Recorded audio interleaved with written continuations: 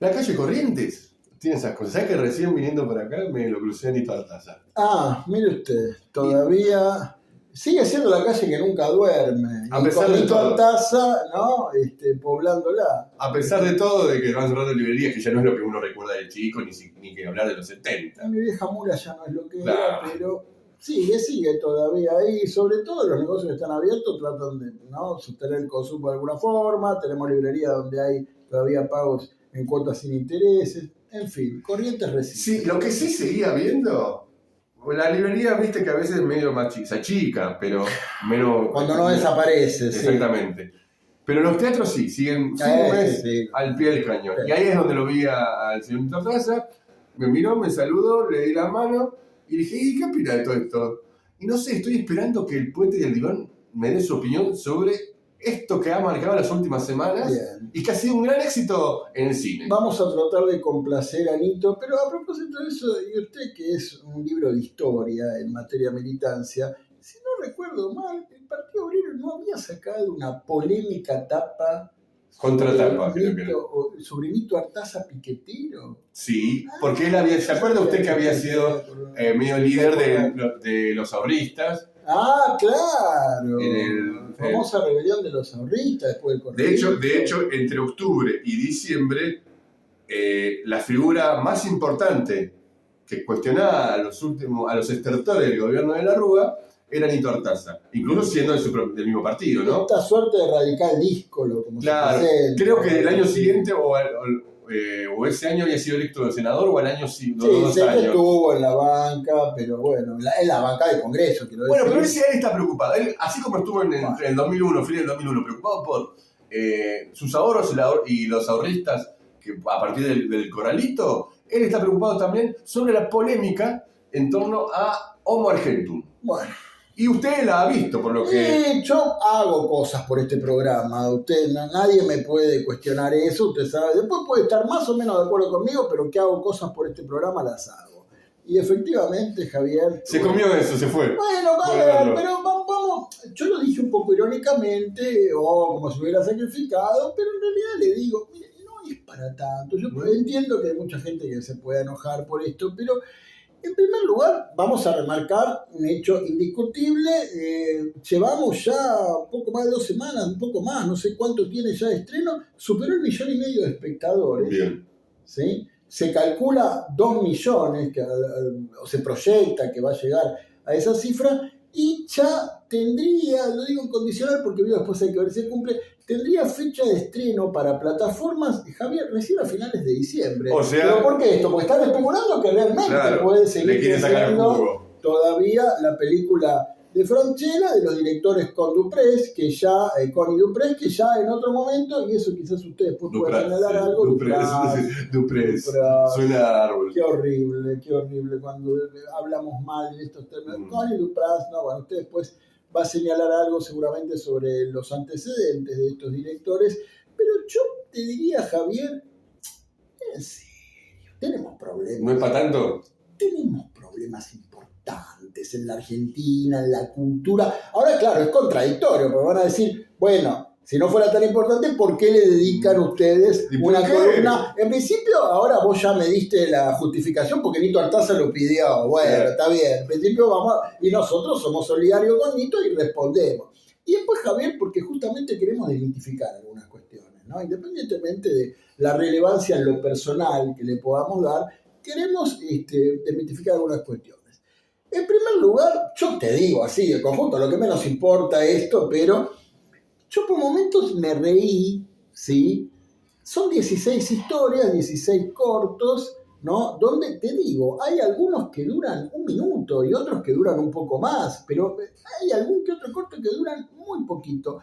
¿Por qué esta película ha despertado, ¿no?, o ha encendido las llamas de los infiernos condenatorios contra Franchella? Pudimos, Javier, escuchar distintas personalidades del ámbito artístico, del mundo actoral, Pablo Echarri, Katy Aleman, ahora se acaba de pronunciar también Natalia Oreiro críticamente, ¿no? Hay gente que incluso, bueno, compartió cartel con Franchella, Entonces tratan de ser quizás un poco más diplomáticos, pero le han dado con un caño. Si vos me preguntás a mí, y claro, por supuesto, no es el tipo de cine que a mí me apasione, no porque la quiero jugar de sublime diciendo, no, a mí Fellini y Godard, después no me jodas más. No, eso bueno, pero no, porque yo tengo mi costado pochoclero. Bueno, en eso Franchella en su declaración hace unas semanas abonó ese ideal de decir, a mí no me gustan las películas en la cual van 5 o 6 espectadores, que es para poco. Algo que caracterizó toda su carrera en general, que es esta idea de el cine de masas, para decirlo de alguna manera, que y esto es lo que quizás está puesto en discusión, en parte es, bueno, si el cine de masas o no, puede bajar un mensaje, encuadra en cierto determinado mensaje, etapa cultural, planteo cultural. Ahí entramos, Javier, justamente en el resorte, ¿no? A partir del cual, bueno, se lanzó la polémica con esta película, pues no nos olvidemos que Javier Milei, ¿no? Promovió esta película, la promocionó diciendo que iba contra la cultura woke, contra el progresismo. A partir de ahí, desde la fila del progresismo, se le ha respondido y es que se generó toda esta polémica. Estoy seguro, Javier, que si Milei no metía ese dedito espantoso que tiene, ¿no? En la llaga con esto, bueno, no sé si se hubiera llegado a estos niveles de polémicas de días y días enteros en las redes sociales debatiendo, ¿no? De una forma estratosférica sobre esto. Pero claro, Milei la promovió, el progresismo recogió el guante, le han respondido y tenemos otro hito de la batalla cultural. Bien, pero ahí hay una primera pregunta que es la siguiente. En principio el nombre es muy aspiracional, no es la palabra, es muy pretencioso. Suena que como una suerte de manifiesto a los Jauretche del medio pelo criollo, son cenas criollas, pretende ser eso en un punto, describiendo hoy contemporáneamente a todo el periodo de los últimos 15-20 años del progresismo, la centroizquierda, etc. ¿Llega a ser eso o es muy pretencioso? Homo argentus. Es decir, como vos bien lo señalabas, bueno, pretendería designar que somos una suerte de especie entre las especies, ¿no? Sí. Que somos una especie distintiva de cara a las demás especies por esta fantasía que existe culturalmente y hace mucho tiempo, ¿no? Respecto a que, bueno, estaríamos constituidos en una suerte de ontología del ser nacional argentino, ¿no? Ese argentino fanfarrón, megalómano, hipócrita, ventajero, ¿sí? Tradicionalista, conservador, pero con discurso, ¿no? A veces de la apertura de lo políticamente correcto, pero en la práctica no se la juega. No es nuevo poner de relieve a esta suerte de ontología del ser nacional, donde supuestamente en determinadas esferas del arte, del mundo actoral, ¿no? del cine, etcétera, bueno, se lo estaría retratando. Por ejemplo, cerrando todas las distancias, no nos olvidemos que el gran cómico, ¿no? Muy reconocido, Enrique Pinti, ya fallecido hace muy poco, él hacía esa obra llamada Salsa Criolla, ¿no? Y bueno, allí también, como lo ha hecho gran parte de todas sus obras, allí también Pinti retrataba a ese argentino megalómano y fanfa que creía que las sabía todas cuando iba al exterior y en Italia decía per la nena jamones, ¿no? Y Pinti se burlaba de ese argentino, decía que no, que qué vamos a ir a la huelga si tenemos un asado. Y digo, no es nuevo, salvando las distancias y perspectivas, no es nuevo por parte del mundo artístico, Javier, colocar en la agenda del imaginario social una crítica o autocrítica a esta suerte de ontología del ser nacional que nos retrata como, bueno, ¿no? Un conjunto de miserias que deberíamos prestar atención. Y Franchella en realidad se enmarca en serie con esto, pero claro, ¿qué ha pasado? Milei, cuando lo promociona en un sentido valorativo y afirmativo, como diciendo, estos somos, esto está bien que lo seamos, vamos contra el wokismo. Bueno, es interesante, ¿no? Es interesante en un punto donde, después de haber visto la experiencia de cómo el progresismo tomó al Eternauta como su expresión artística vigente que mejor los representa, él tiene su lógica, y de hecho es una decisión en un punto correcta de Milei, decir, bueno, muchachos, esta es mi voz dentro del arte. Ahora bien, los tópicos que toman tienen que ver con características específicas del argentino, características específicas del ser humano bajo el régimen capitalista, características específicas del ser humano bajo el régimen capitalista en un periodo progresista. Estás tocando diversos tópicos que vamos a tratar de ver cómo los ordenamos en este tablero.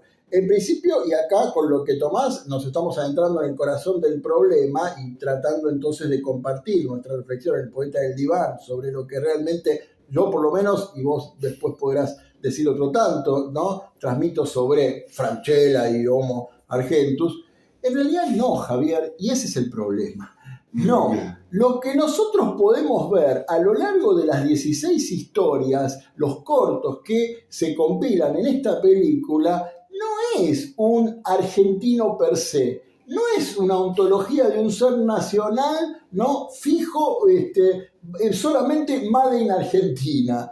Este es el problema, Javier. Las historias muestran, ¿sí?, ventajeros, estafadores, mentirosos. No voy a spoilear mucho, pero digo, en el caso de una historia donde 3 hijos en un momento se sacan los ojos por la herencia del padre, que un vejete, ¿sí?, que quiere rejuvenecer, casándose con una chica mucho más joven que él. Pero Javier, decime, ¿en qué cultura o en qué país podemos encontrar esto? En muchos. Entonces, lo que ve, así como otras historias, por supuesto, tienen los elementos, si vos querés, por cierto código de lenguaje, por cierta gestualidad, por la invocación de determinados lugares, situaciones, uno podría decir, claro, esto es bien argentino. Algo que yo, por ejemplo, no encontré realmente es el porteñocentrismo que hablaban. Hay una historia donde sí está bien, hay un personaje, ¿no?, que estafa a unos turistas y acá y dice bienvenidos a Buenos Aires y habla maravilla de otro país y en realidad es un... Bueno, pero está bien, pero eso, Javier... Pero hay un punto interesante, porque uno de los elementos de crítica... No, para Estados Unidos. Uno de los elementos de crítica que usted decía era... lo que se presenta como argentino era el porteño estereotípico, que no es de extrañar en la medida de que de quienes viene la mayor crítica, que es los sectores progresistas, donde siempre hay una suerte de fetichización, romantización del interior del país, de que no es lo mismo, o claramente no es lo mismo un formoseño, un cordobés y un porteño, o un sanluciense, no es lo mismo, somos todos con distintas culturas. Pero, según lo que vos afirmás, estos hechos que acusan de porteñocentrismo, el estafador puede estar en Formosa, el putañero puede estar en Tucumán. Y si vos querés, Javier, también fuera del país, porque si estamos hablando del Homo Argentus, por supuesto coincido con lo que vos decís, porque no se trata de ese porteñocentrismo que tanto inflan, demonizan y con el que el wokismo se pone paranoide, sino realmente a nivel internacional, es decir, los estafadores, los vivillos, los misóginos, los machistas, los hipócritas, etcétera. Javier, pero lo que yo veía, los personajes de Francella, lo podemos encontrar en un francés, en un malayo, en un español, en un tipo de California, no lo sé, ¿entendés? En una mujer de Oceanía, no, realmente, son miserias humanas. Bueno, pero hay un punto con respecto. Usted mencionó la mujer de Oceanía, ¿no? Y algo, el que fue más difundido a la hora de criticar como adelanto de Homo Argentum, es esta situación en la cual una mujer se autogolpea para fingir, para extorsionar a una persona, a un varón.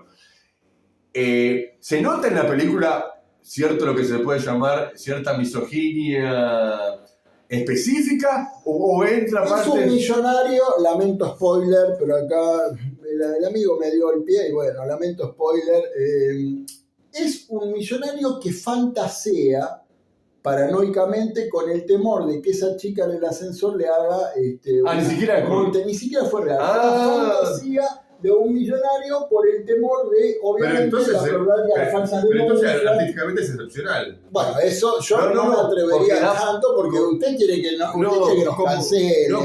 Pero como hilo disparador reflexivo de lecturas posibles, está muy bueno. Porque ni siquiera acusa a la mujer en un espíritu supuestamente de misoginia. Es una fantasía, lo que pasa es que ahí te podrían decir, siempre la mujer está puesta en ese lugar demonizado, o de victimizada, o de hija de puta que quiere sacar ventaja. Claro. Entonces, claro, deja mal parada a la mujer. Ahora, con respecto a este problema, que también me parece importante, ¿no? Esto que tocaba, bueno, pero estos hechos, ¿los inventan Duprás, los inventa Francella, o estos son hechos que existen, ¿no?, en nuestra sociedad, que hay gente que piensa de esa manera, que hay gente que se aprovecha de determinadas situaciones independientemente de los problemas de género, o, bueno, es toda una invención de Francella? Porque ahí está el otro punto. Vos decías, bueno, ¿hay elementos que nos permitan ejercer algún tipo de reflexión? Sí, yo pienso que sí, en tanto podemos ubicar las cosas. Mirá, Javier, antes de que comience la película, lo que proyectan en el cine es una entrevista que le hacen a Francella sobre la película. Y le preguntan en esa entrevista a Francella, bueno, ¿qué era en definitiva cómo él veía esta situación del argentino? ¿Qué era lo que él pensaba respecto a este argentino? Creo que en algún momento le preguntan si se ve reflejado. Y Francella responde taxativamente, yo llevo puesto el gen. Entonces, claro, Francella promueve, vive de esto, explota esto, ¿no? Yo, a ver, si me preguntan, no, claro que nunca fue franchelista o francheliano, no sé cómo denominarlo. La verdad es que nunca me han gustado ni la familia Benvenuto, ni Brigada Cola, ni los Exterminators, ni de Carne Somos, ni todas esas cosas realmente chabacanas, estereotipadas, de este supuesto argentimedio. Pero insisto, Javier, en este caso Francella vuelve a explotar ese papel que lo consagró en la pantalla chica y en la pantalla grande, ¿sí? Y bueno, simplemente hace su negocio. Bueno, pero incluso, es interesante, no sabía en la entrevista previa, pero es muy interesante porque hay cierta honestidad brutal en Francella. Es decir, yo llevo el gen, es decir, yo tengo estas contradicciones. Sí, pero a mí me parece que lo que se pierde de vista, que es más que como contradicción, lo plantea como un estandarte valorativo. Pero la contradicción. No, el hecho de que él lleva puesto el gen. Él no lo aclara demasiado. Dice, bueno, somos así, somos por eso, estos. pero aceptamos otomanos, ¿viste? Rechazar los otomanos. Entonces, bueno, me parece que lo que pierde de vista el progresismo con esto es, por un lado, la posibilidad de ejercer una crítica real. A eso me refiero. Cuando Francella dice, tengo el gen, cuando Francella habla de gen, acepta cierto grado de contradicción, que nosotros venimos de un proceso de 15, 20 años en la cual era blanco-negro, o sea, se construía a partir de la oposición, en donde en un punto había cierta ausencia de pecado original de los que venían a rechazar lo vigente. Pero lo que Francella está presentando con el famoso tengo puesto el gen es un ADN de un supuesto ser nacional. Y el progresismo, en vez de cuestionar esto y decir, no, de ninguna manera, estos son miserias que podemos ver en cualquier rincón del planeta, como producto de un contexto histórico, que son las relaciones sociales de producción capitalistas, que llevan a los individuos a comportarse de determinada manera, se puede discutir si abolido el capitalismo muchas de estas miserias van a continuar. Desde el psicoanálisis podríamos decir que en parte sí, pero nos enfrentaríamos a problemas distintos, daríamos un salto cualitativo en el futuro de la humanidad, etc. Pero en vez de hacer esa crítica y decir lo que Francella presenta como un ser nacional, inmutable, ahistórico en un gen, en realidad es un producto histórico de las relaciones sociales capitalistas para ciertas subjetividades que podemos ver en cualquier rincón del planeta. Entonces el problema es ese, no un ADN nacional que nos convierte en misóginos, en chabacanes. Sí, igual yo entendí lo del gen nacional, insisto con el tema, que entendí que hay una aceptación que quizás el progresismo no hace, el progresista de a pie, en la cual tenemos contradicciones. Bueno, claro, pero somos seres humanos, claro, en ciertos temas medio, social, modo de producción, en donde esta idea de generalizar donde determinado sector social es puro y virgen y sin problemas. Una argentinidad al palo, una pureza, ¿no? Entonces, esta idea de presentar termina siendo tan vulgar como la idea de todos somos derechos humanos, estoy exagerando, o neogense si quieren, pero es esta idea de mostrar que es blanco o negro, cuando en la realidad el hombre de a pie, la mujer de a pie, siempre estamos atravesados por las contradicciones de una sociedad que no tiende, nos presiona para romperlo. Exacto, y yo entiendo que Connie Dupraz, bueno, en su momento hicieron películas también, Ciudad Ilustre. Sí, bueno, por eso... Le respondían a la meritocracia individual, también, es decir, ellos vienen respetando esa serie.